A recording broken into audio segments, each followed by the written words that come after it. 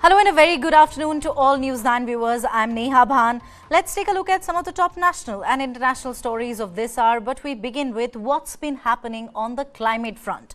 Now, Prime Minister Narendra Modi has confirmed attendance at the UN's World Climate Action Summit in Dubai, which is scheduled from the 30th of November to the 1st of December 2023. India's recent role in the G20 presidency emphasized a push towards tripling renewable energy capacity by the decade's end. Now, despite the G20's consensus on reducing coal power, it lacked robust climate objectives. The forthcoming COP28 is pivotal for India to expand on its G20 efforts, with the government highlighting the summit's significance in advancing prior successes in addressing climate change.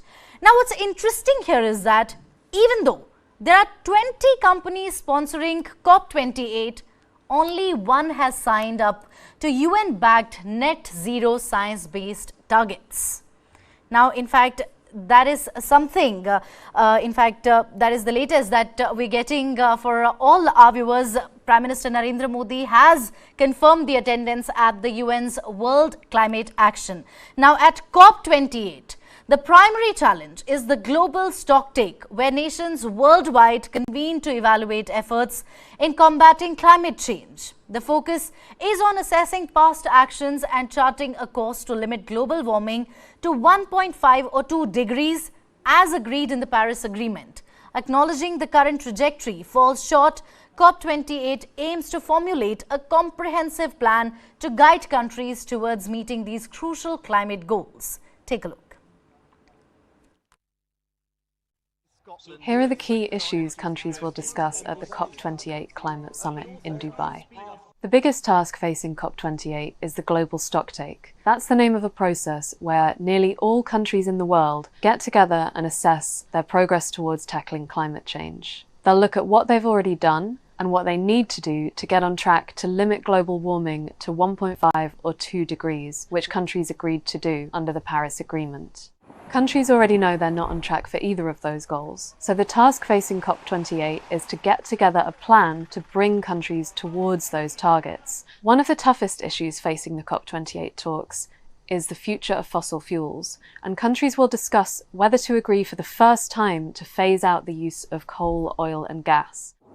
Around 80 countries are heading to COP28 asking for a deal on phasing out fossil fuels, including the US, the EU, and climate-vulnerable small island states. However, other countries are opposed. The G20 failed to agree on this issue at a meeting earlier this year, and countries including Russia have publicly said they will oppose a phase-out deal. The issue is particularly prominent at this year's COP because COP28 takes place in the United Arab Emirates, a major oil producer. The head of the climate talks this year, Sultan Al Jaber, is also the head of the country's oil and gas company. To phase out emissions. But countries are waiting to see if he will push other oil-rich nations at COP28 to agree to a fossil fuel phase-out. Finance is a major issue at every UN climate summit, and it's particularly high on the agenda at COP28 because there countries will try to launch a new climate damage fund to help vulnerable countries with the costs they're suffering from climate impacts. The EU and the US have both said that they will contribute to this fund at COP28, but how much we don't yet know. They are also pressuring countries like China and the UAE to also contribute to the fund. Other issues countries will discuss at COP28 include pledges to triple renewable energy this decade and what role carbon capture technologies should play in meeting climate goals. Now, as the global community grapples with the urgent need to combat climate change, all eyes are on the upcoming COP28 UN Climate Summit set to unfold in Dubai from the 30th of November to the 12th of December. Take a look.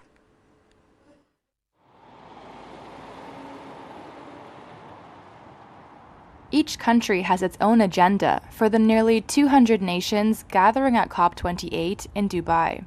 And finding consensus is a challenge as UN climate negotiations need unanimous support to pass.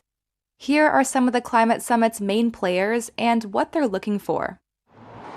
China, the world leader in both clean and dirty energy. It's responsible for 30% of annual global emissions, making it the world's biggest greenhouse gas emitter. But it also has more renewable energy capacity than anywhere else. China has been feeling the impacts of climate change through heat waves, floods, and extreme drought. Despite having the world's second largest economy after the US, it sees itself as a developing nation in climate talks and argues wealthy, developed nations like the US should move first and fastest in policy and finance. It's part of the bloc of basic countries alongside South Africa, Brazil, and India, who argue the same. The United States is the world's second largest emitter. It comes to COP28 a year into rolling out a $369 billion plus subsidy package for electric vehicles and other green products. Its Inflation Reduction Act is expected to triple the country's clean energy capacity by 2030.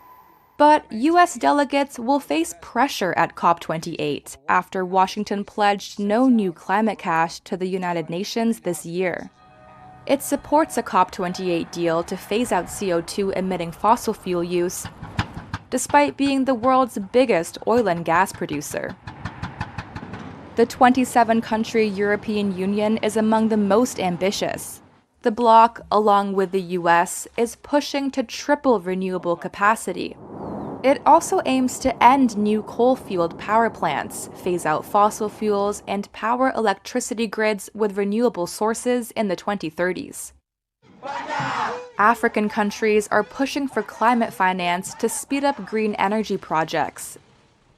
But not everyone's on the same page. Some, like Kenya, Ethiopia, and Senegal, have backed calls for phasing out fossil fuel production. Others, like Mozambique, want to develop their reserve of gas to capitalize off European gas demands. But they do agree that any deal on phasing out fossil fuels must allow poor nations to develop reserves in the short term to alleviate energy poverty. Now, delegates at this year's UN COP28 Climate Summit are eager to enhance the global climate change agenda by devising concrete strategies to tackle the second most prevalent greenhouse gas, methane. Take a look. COP28 is putting a spotlight on methane, the world's second most prominent greenhouse gas. While it has more warming potential than carbon dioxide, methane also breaks down in the atmosphere faster, meaning reining in emissions could have a more immediate impact in limiting climate change. What is needed now is to turn pledges into urgent action, according to the United Arab Emirates COP28 presidency. Here's what you need to know. More than 150 countries signed onto the US and EU-led Global Methane Pledge in 2021. They promised to slash their methane emissions 30% below 2020 levels by the end of the decade. Few have detailed how they will achieve this. The EU has agreed to set methane emission limits on Europe's oil and gas imports from 2030. The US is finalizing its own rules.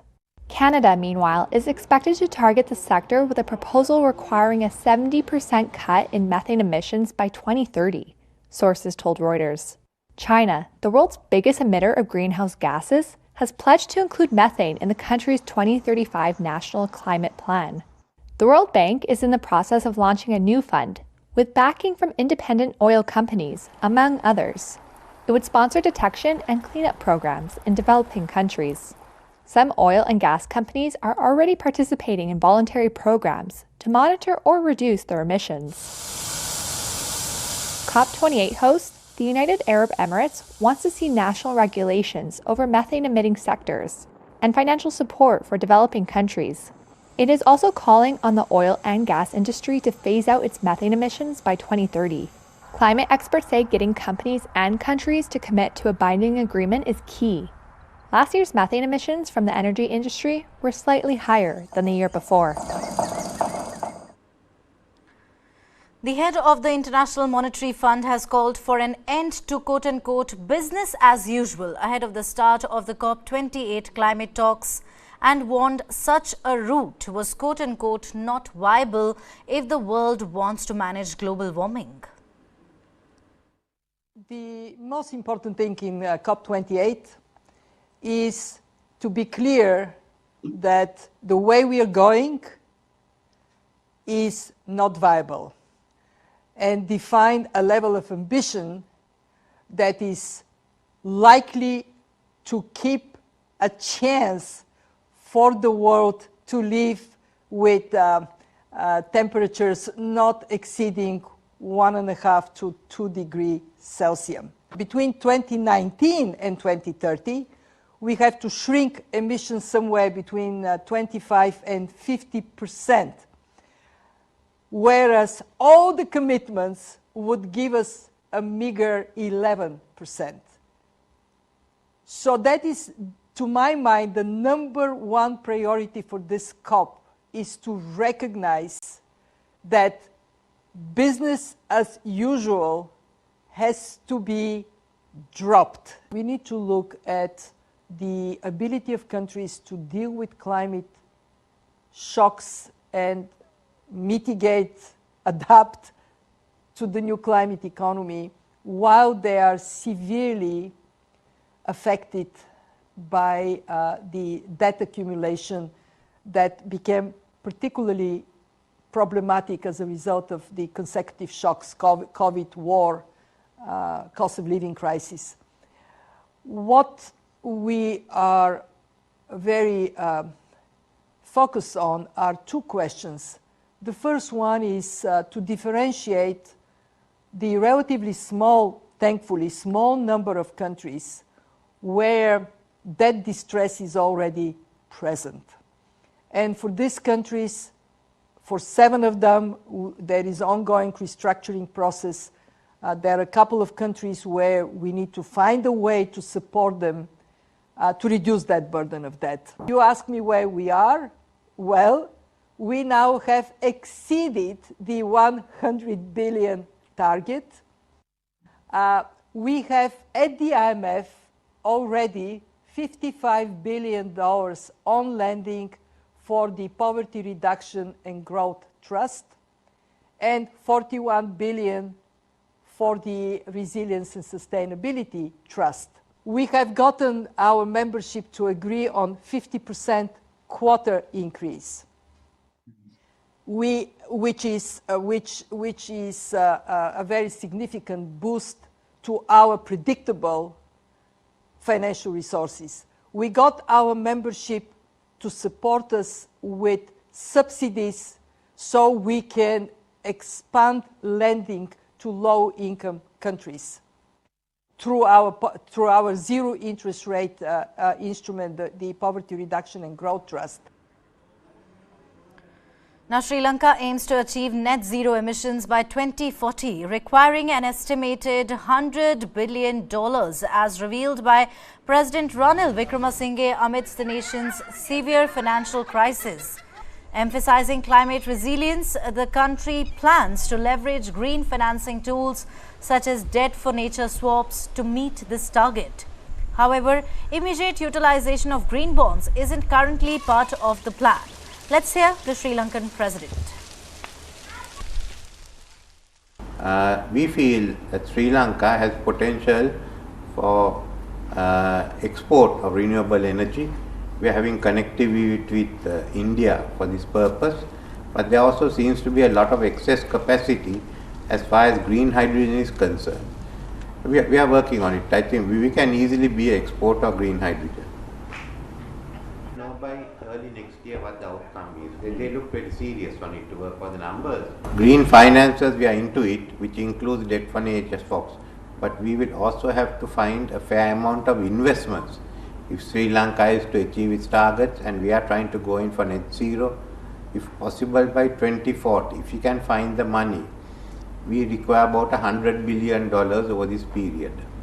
And the officials, the rest are basically the private. Some will come from investors who are interested in it, and I think we have an early start compared to others, and we'll be inviting foreign investments.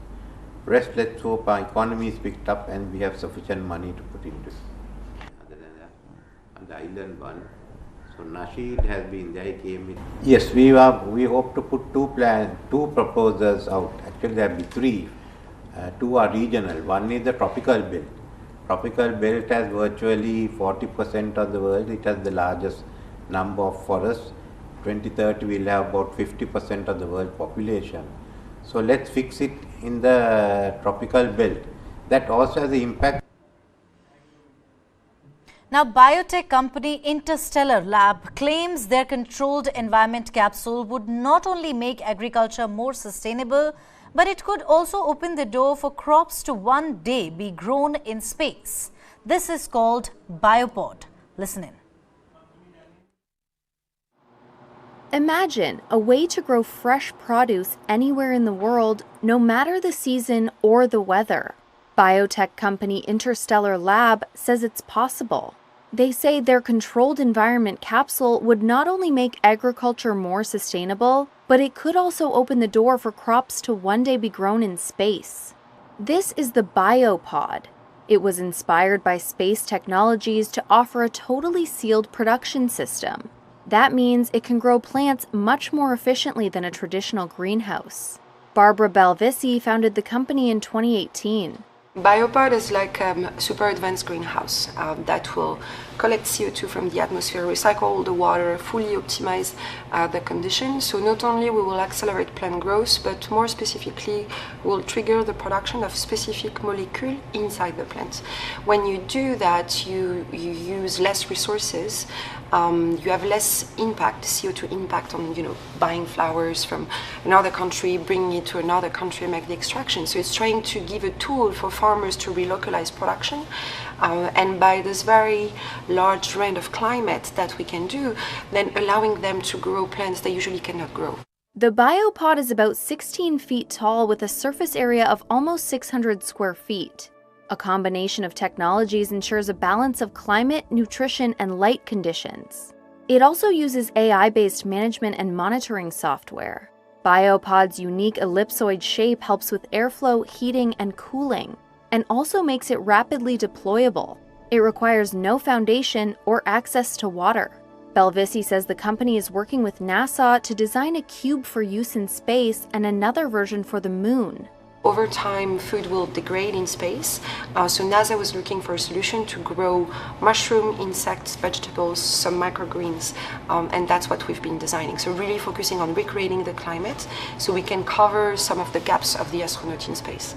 Keeping astronauts well-nourished for extended periods has long posed a challenge for NASA. The need for self-contained, low-waste food production requiring minimal resources has become more important as the space agency sets its sights on the moon and beyond. I don't believe in plan B. There is only one plan, which is plan A, which is the Earth. And we learn how to preserve life on Earth, and then this technology can help preserving it here and then bring it into space. But space is not an escape of the Earth. Mars is not a very habitable planet, so we're going to go there to explore, but the plan A is our planet. Belvisi is heading to Dubai for this year's UN climate conference to drum up interest in the project and seek investors.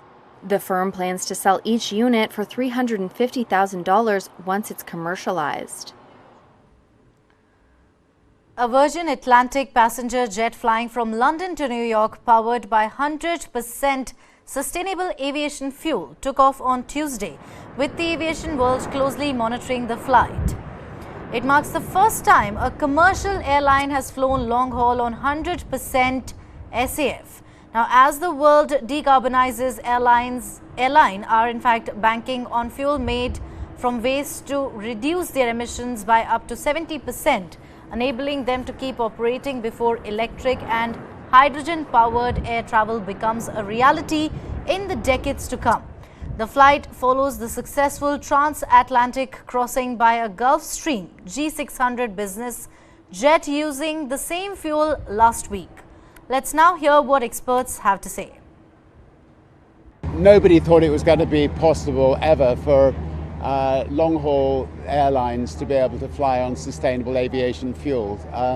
Today we hope to prove the skeptics wrong, prove that it can be done, and once we've done it, we then will turn to the fuel industry and say, if you can supply it, we've proven it can be done. If you supply it, we will use it.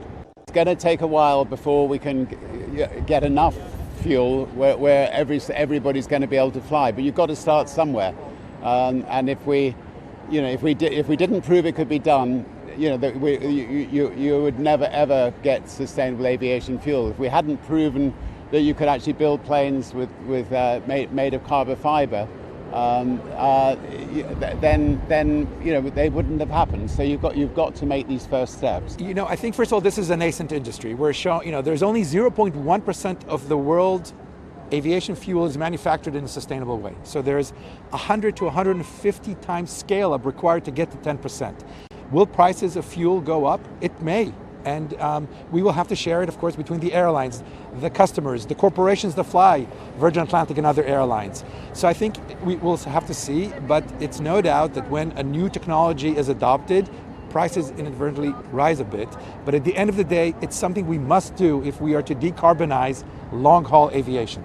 No, I think we've used some taxpayers' money with private investment to get our targets to get 5 commercial plants in construction by 2025. We're on track to do that. Just last week I announced £53 million to a range of those that are bidding for the money. So I was meeting some of those delivering that yesterday at the government's Global Investment Summit. So I think we're on track to do that and on track to deliver our legal mandate to start in 2025 as well.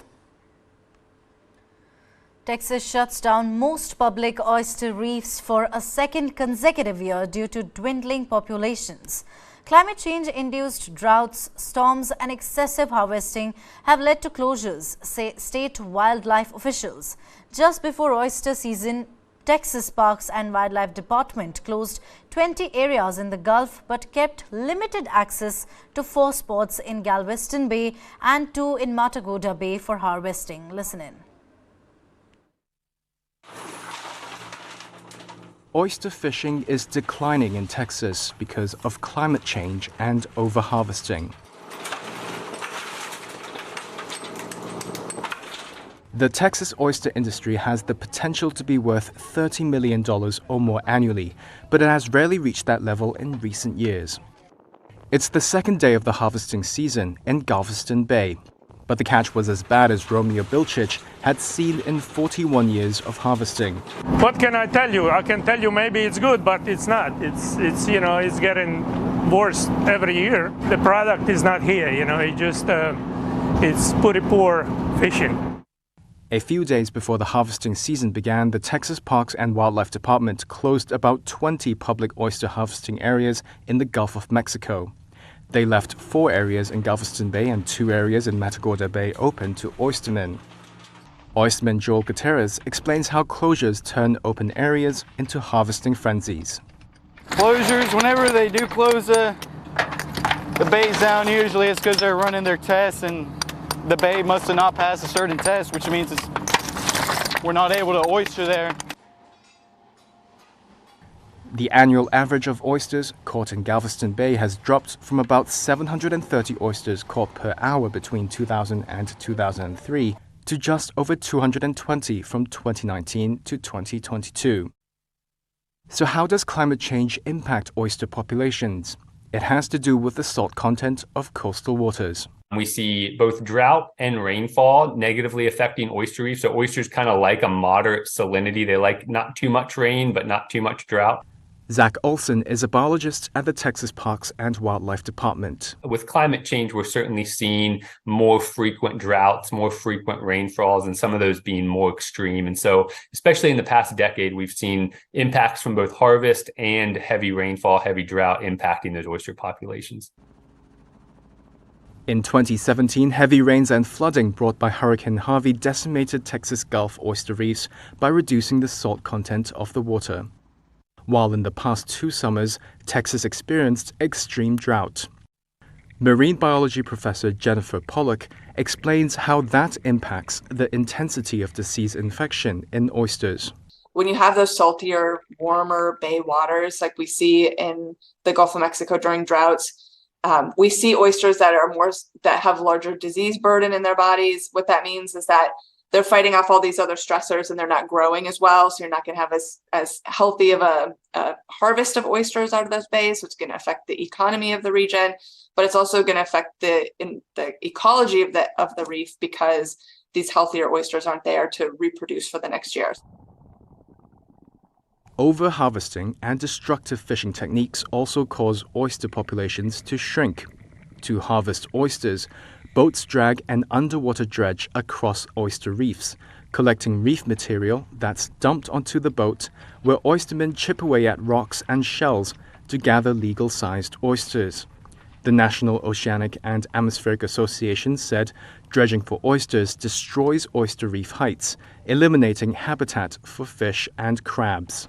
Scientists estimate at least 85% of the world's oyster reefs have been lost, largely to overharvesting and disease. Amidst the United Arab Emirates' rapid development and the effects of climate change on marine life, Emirati marine biologists are actively striving to minimize the impacts. Recent data from Dalhousie University's heatwave tracker reveals that this summer 23% of the world's oceans endured a heat wave, an area roughly the size of the entire Atlantic Ocean. Let's listen in to what marine experts have to say. So we're looking now for the dugongs, and around the world dugongs are usually found in singles or in pairs. But in the Gulf, and specifically in Abu Dhabi, we have been seeing them in herds and groups and aggregations of up to 200 to 300 dugongs. The Environment Agency has been studying dugongs for over 20 years. So the trends and the numbers we are seeing today are extremely positive. And I think that is because of the number of tools that the Environment Agency and Abu Dhabi government has put in place to protect these dugongs. We have to keep in mind that protecting dugongs are what we call an umbrella species. And protecting dugongs means that we're protecting a large variety of animals that rely on the same habitat and same areas as dugongs. For example, one of the main things we look at when looking at dugongs is seagrass. And seagrass is considered a carbon sink, but also a very important nursery for a lot of fish species and a lot of crustaceans. Dugongs rely heavily on seagrass. It's their main source of food.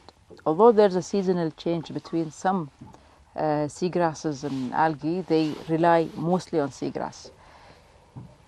And coastal development that affects seagrass beds affect the dugong population.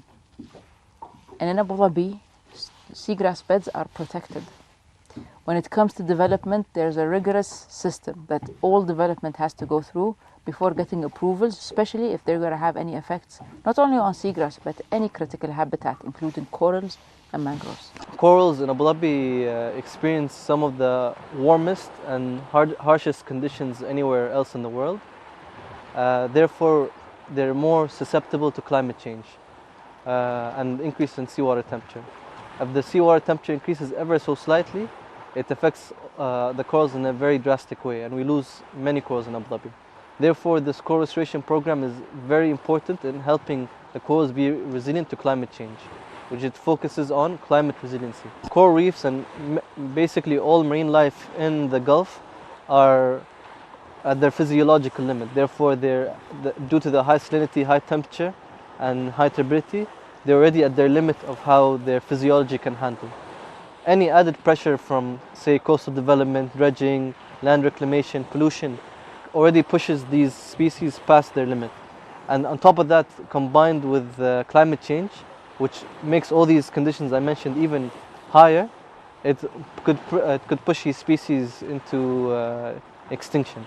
Therefore, it's very important to help these creatures survive these kind of conditions. Our nests are in stable numbers every year, so that gives us a very good sign that our turtles are happy here and they're coming back to nest. Another thing that we've monitored is if the turtles, like one of the mitigation measures that we have in place is if a turtle lays her eggs very close to the shore and the sea may actually impact it by flooding, we actually move those nests a bit up the island itself to give it a better chance at survival. Another method that we've been doing is, again, if the turtle nests in the later months during the summer, and for it not to be exposed to a lot of heat, we also move them to shaded areas, which has shown very promising results to the development of these turtles.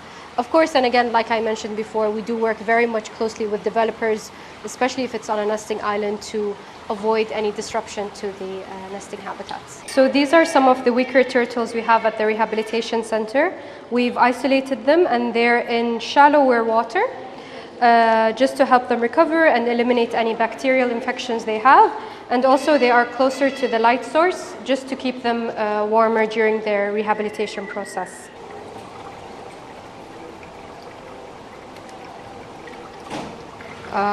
Like scratches from removing barnacles or anything. So the increase in temperature, the increase in storms that we're seeing as well, for specifically turtles, we've seen them impact some of our nests.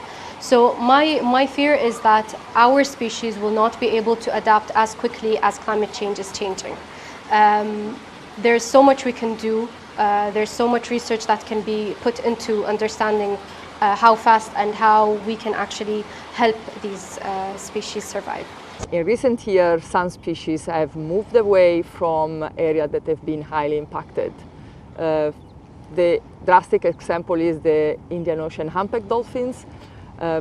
This species is endangered and is occurring throughout the UAE coastline in the Gulf, but also in many other parts of the world.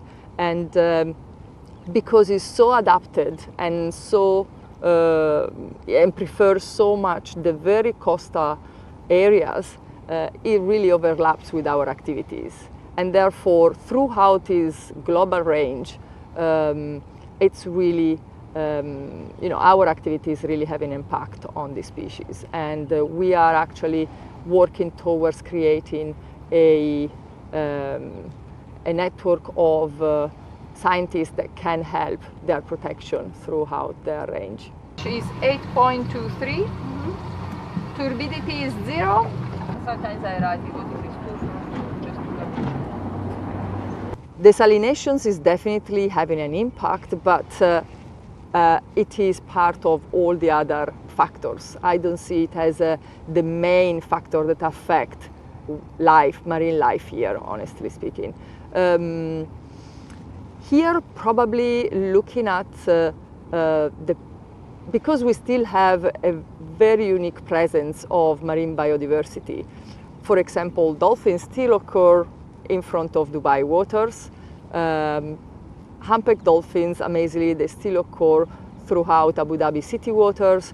So there is the possibility to actually mitigate effectively our actions and let the species still thriving in this environment. Now, annually, around 32 million tons of discarded tires worldwide pose a significant challenge, equivalent to covering the entire area of Washington, D.C., despite increasing global recycling rates. A considerable number of these tires end up in landfills or stockpiles. A Chilean startup believes it has a solution to address this problem. Across the globe, about 32 million tons of tires reach the end of their life each year. That's enough to entirely cover Washington, D.C. And the shift to electric vehicles, made heavier by their batteries, is only expected to increase that number. One Chilean startup says its process could help solve the problem. The company is called T-Fight, part of the privately funded Sustrend laboratory. Its solution to the annual problem of what to do with more than 1 billion end-of-life tires? Recycle them into modern electric car batteries. Their process involves refining carbon black, recovered from the tires by pyrolysis, into battery-grade graphitic hard carbon, an essential component in the anode of lithium-ion batteries. Bernadita Diaz is T-Fight's CEO and co-founder. Nuestro proceso es innovador. Our process is innovative, mainly because we solve two problems. Uno es la disposición final de los neumáticos. One is the final disposal of tires.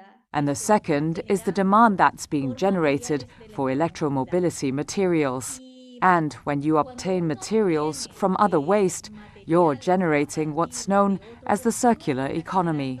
Lo que es la economía circular. Despite rising global rates of recycling in recent years, hundreds of millions of end-of-life tires that are scrapped each year end up in landfills or in stockpiles.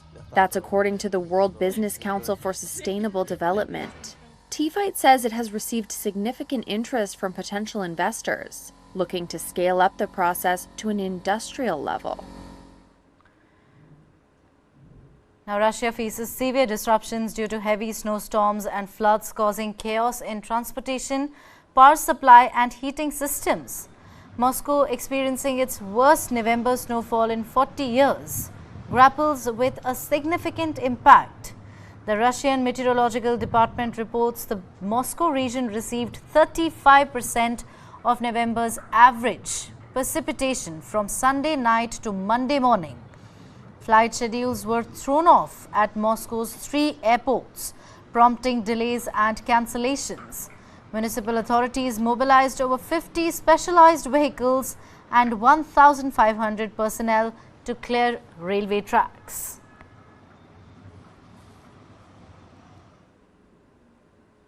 On Wednesday, flash floods resulting from heavy rainfall submerged roads and homes in Australia's New South Wales state. Take a look at the visuals.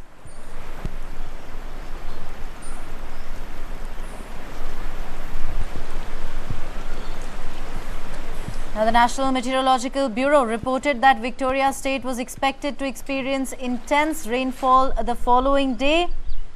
Footage from the state broadcaster ABC depicted the Mogo Bridge being destroyed by flood waters, and people were seen preparing sandbags to assist residents in securing their properties.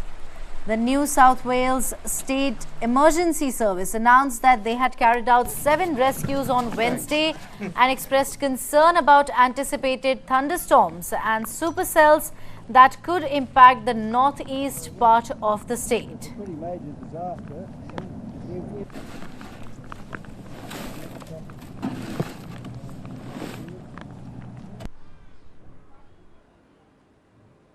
Now, today is the last day of the extended truce between Israel and Hamas. We tell you the latest.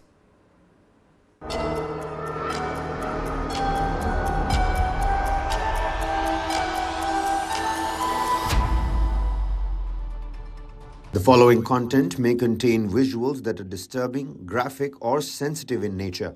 Viewer discretion is advised.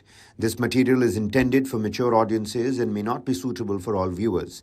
Please exercise caution while watching, and if you find such content distressing, we recommend discontinuing viewing. This disclaimer is provided to ensure awareness and to prioritize viewer well-being. Now, the war between Israel and Hamas has entered its 54th day. Let's get you the latest update right on your screen. Today is the last day of Israel-Hamas truce. Israel has freed 30 Palestinians as Hamas has released 10 Israelis and 2 foreigners. CIA and Mossad chiefs met the Qatari Prime Minister and discussed truce extension. Hamas has in fact accused Israel of a blatant breach of the ceasefire in northern Gaza. Israel raids Jenin refugee camp in the West Bank. Israel's far-right security minister has urged Benjamin Netanyahu to end the truce. Meanwhile, Israeli military is using the truce to strengthen readiness. That is what Herzi Halevi has said. Elon Musk has promised to wear symbol of Gaza hostages. Talking about the death toll, 14,854 Palestinians, including 6,150 children, have been killed in the Gaza offensive. That is the latest coming in from day 53 of the war. Now, day 54 of the war, in fact. Now, it's the last day of the Israel-Hamas truce. 12 hostages are back in Israel in the latest exchange, according to the Israeli government. The hostages include 10 Israelis and 2 foreign nationals, both from Thailand. The Palestinian terrorist group Hamas and allied group Islamic Jihad freed 12 hostages on Tuesday, bringing the total released since the truce began on Friday to 81. Hamas and Israel were expected to release more hostages and prisoners on Wednesday, which is the last day of a prolonged 6-day truce in the Gaza Strip conflict. Israeli media reported that Israel received a list of hostages which is expected to be released by Hamas on Wednesday. Israel has said the truce could be extended further provided Hamas continues to free at least 10 Israeli hostages per day.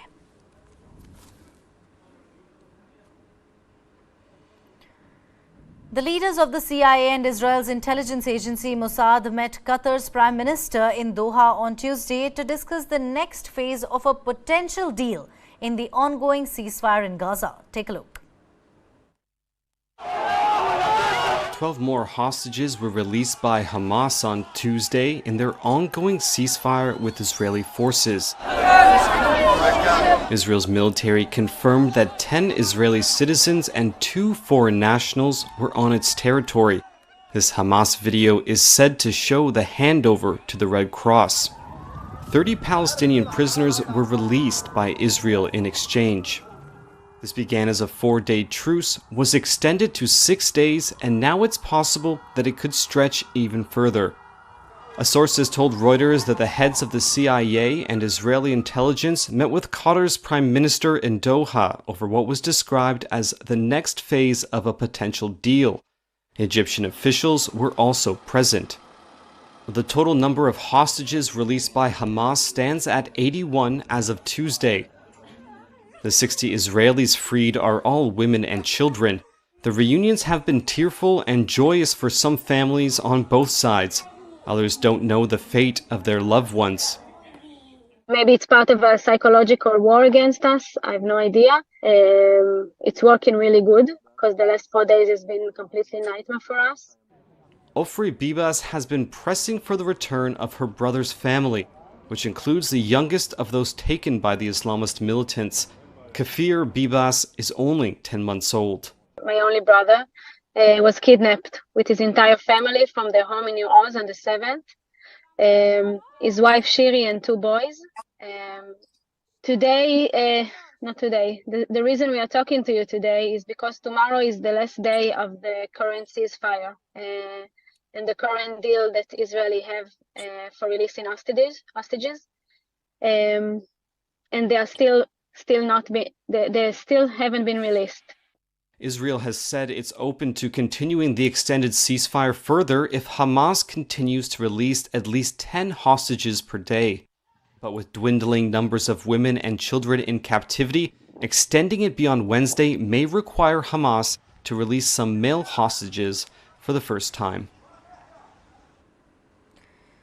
Now, Israeli forces and Hamas terrorists engaged in a clash in northern Gaza on Tuesday in what was described by both sides as a violation of the ongoing humanitarian pause in fighting. The Israel Defense Forces claimed that it detonated 3 explosive devices near Israeli troops in 2 different locations. The IDF said in one of the locations, terrorists also opened fire at the troops who responded with fire. A number of soldiers were lightly injured during the incidents. That is what the IDF said. Meanwhile, Hamas accused Israel in a telegram statement of a clear violation of the truce agreement, calling the clash a field skirmish and a violation that fighters dealt with. Hamas in a statement said it is committed to the truce as long as the enemy has committed to it. The Islamist terrorist organization also called on the mediators to pressure the occupation to adhere to all the terms of the truce on the ground and in the air. The IDF meanwhile claimed several soldiers were lightly hurt after being attacked by Hamas in the northern Gaza Strip.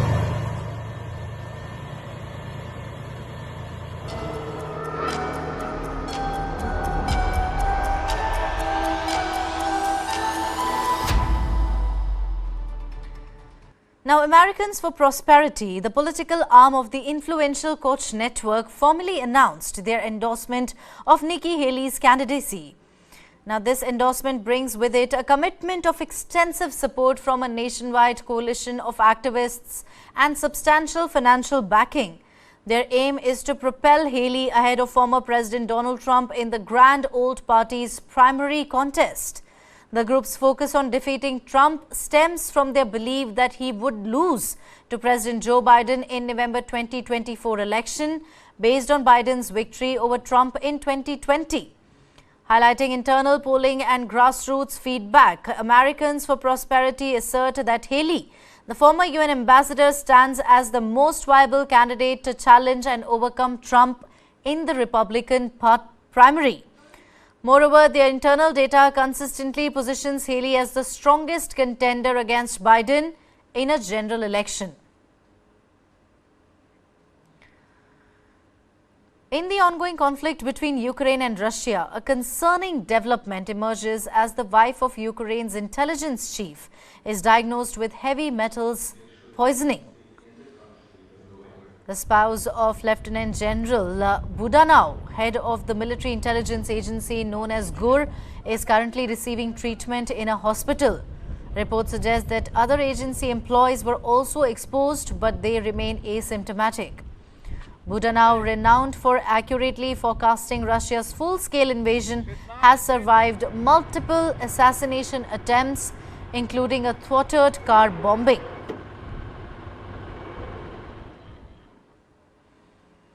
Finland announces a 2-week closure of its entire border with Russia to curb a surge in asylum seekers. The Finnish government cites an unusually high influx of around 900 asylum seekers from various countries, including Kenya, Morocco, Pakistan, Somalia, Syria and Yemen, entering from Russia in November. Take a look. Desperate humans, one of the hybrid warfare weapons Moscow frequently uses to try to intimidate its neighbors. This time, the deployment of hundreds of inadequately dressed asylum seekers in Finland has prompted the government to close border crossings with Russia. Even though the numbers have not been so significant on their own, Finland wants to send a clear message that this is not acceptable. Officials say the latest arrivals admit getting Russian assistance.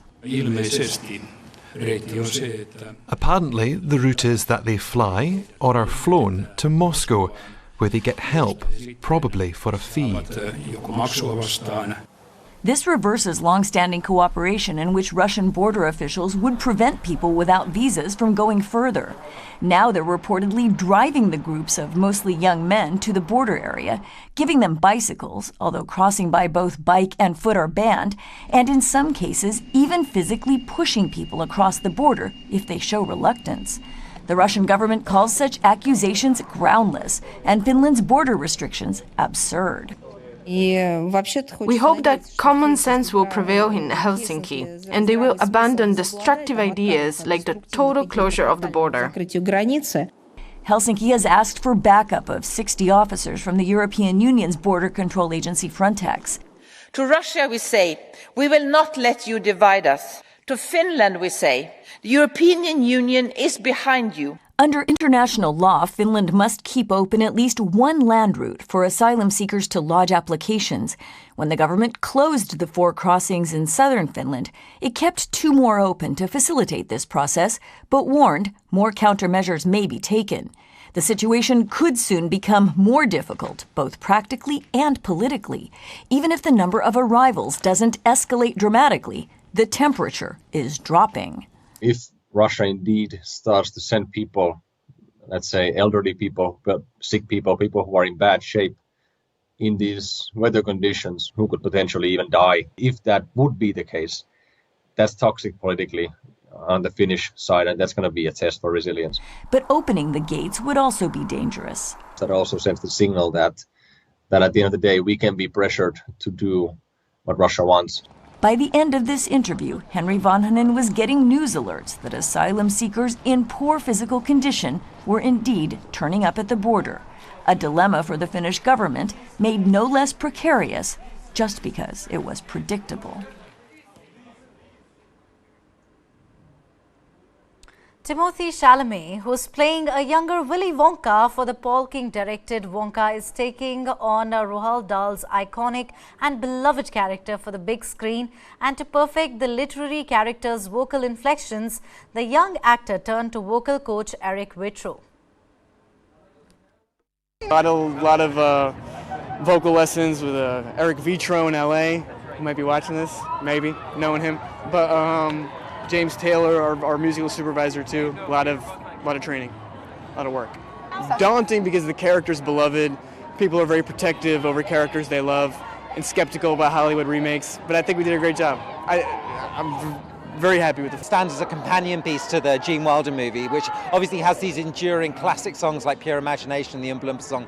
And once we were able to sort of get our hands on those, you sort of go, well, we want to make a film that feels like that. So hopefully it's a fun, adventurous story, but it's also got great songs at the heart of it, written by Neil Cannon of the Divine Comedy, who's another one of my heroes.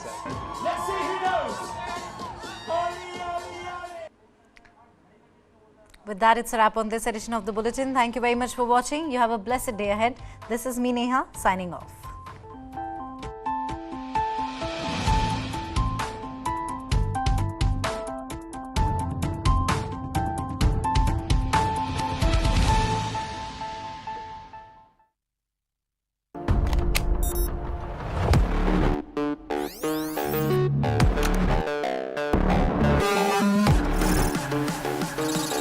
ChatGPT. It can generate codes and human-like responses through text, write stories,